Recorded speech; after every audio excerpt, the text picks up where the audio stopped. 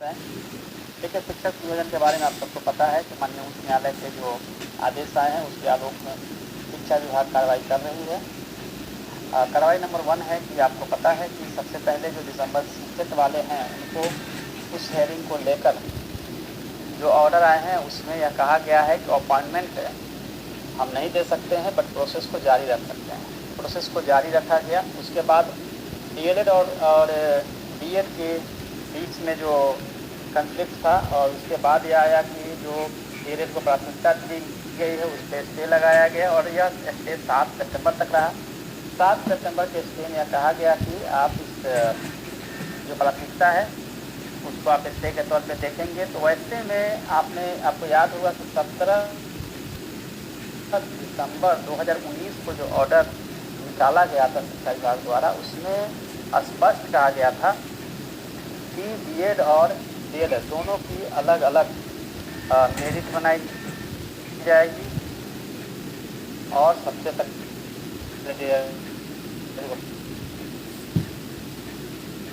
5 में बीएड वाले आ पाए। लेकिन चूंकि माननीय उच्च न्यायालय के द्वारा स्टे लगाया गया उसके मुताबिक हम दोनों को अलग अलग करके मेरिट नहीं बना सकते हैं क्योंकि प्राथमिकता पे ही स्टे है। तो आज जो लेटर जारी की गई है उसमें कई तरह के कन्फ्यूजन आपके बीच है। पहले कन्फ्यूजन तो यह है कि क्या नियोजन की को स्थगित कर दिया गया है, कतई नहीं। उसको मैं आपको एक एक करके जो क्लैरिफाई करता हूँ। सबसे पहले कि जो चूँकि आप अपॉइंटमेंट नहीं कर सकते हैं इसलिए आप मेरिट लिस्ट नहीं बना सकते हैं, फाइनल मेरिट लिस्ट, पहली बात। दूसरी बात है डीएलएड की प्राथमिकता को लेकर स्टे लगा है, यानी कि आप डीएलएड और बीएड दोनों का अलग अलग मेरिट लिस्ट नहीं बना सकते हैं। तो 1 से 5 के जो टीचर्स अपॉइंटमेंट है उसमें आप क्लियर कर समझ चुके हैं कि इसमें हम मेरिट नहीं बना सकते हैं क्योंकि दोनों को जब तक यह क्लियर नहीं होता है कि प्राथमिकता बरकरार रहेगी या नहीं रहेगी उस पर डिपेंड करेगा कि हम मेरिट लिस्ट बनाए या नहीं बनाए। और यह 7 सितंबर तक है, फिर 7 सितंबर तक स्टे लग गया है। उससे पहले जब तक उसकी हेयरिंग नहीं होती है, जब तक उसमें डिसीजन नहीं आता है, तब तक उसमें हम लोग आगे नहीं बढ़ सकते हैं।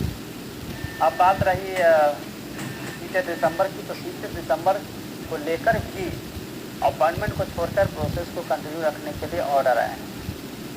अब मैं आगे इसमें बताना चाहता हूँ कि 14 दिसंबर तक NIOS डीएलएड वाले को फॉर्म भरने को दे दी गई है उनको ये टाइम, और 14 दिसंबर तक आप 14 जुलाई तक आप लोग अप्लीकेशन कर पाएंगे जहाँ भी नियोजन इकाई है, पहली बात। दूसरी बात उसके बाद 14 जुलाई के बाद विभाग द्वारा समय समय पे जो निर्देश नियोजन इकाइयों को दी जाएगी उसका पालन नियोजन इकाई को करना है।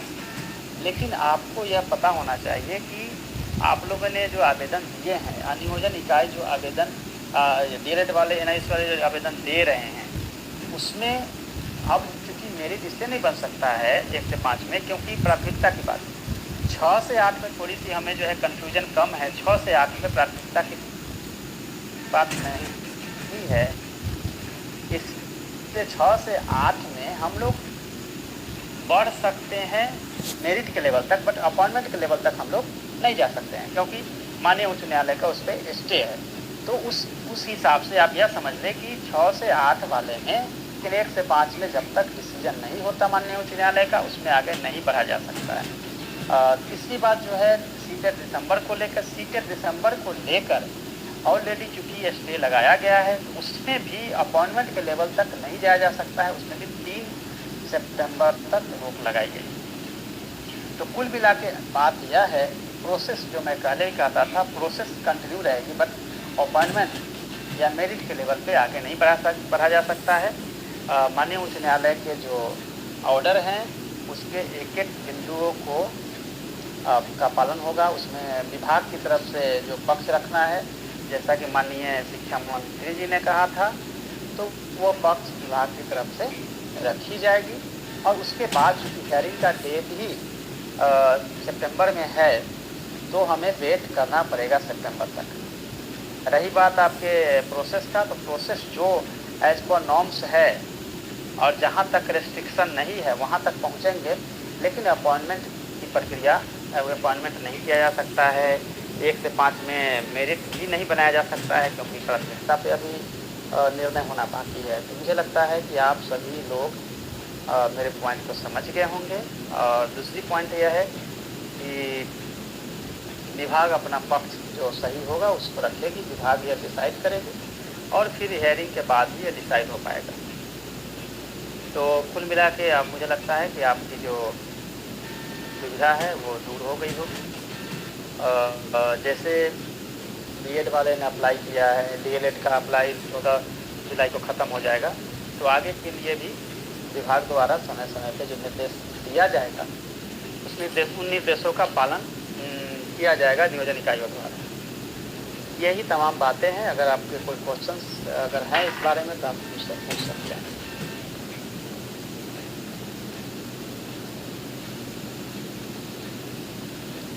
शारीरिक शिक्षा और स्वास्थ्य अनुदेशक फिजिकल इंस्ट्रक्टर का ऑनलाइन का प्रोसेस आपको पहले ही बताए हैं।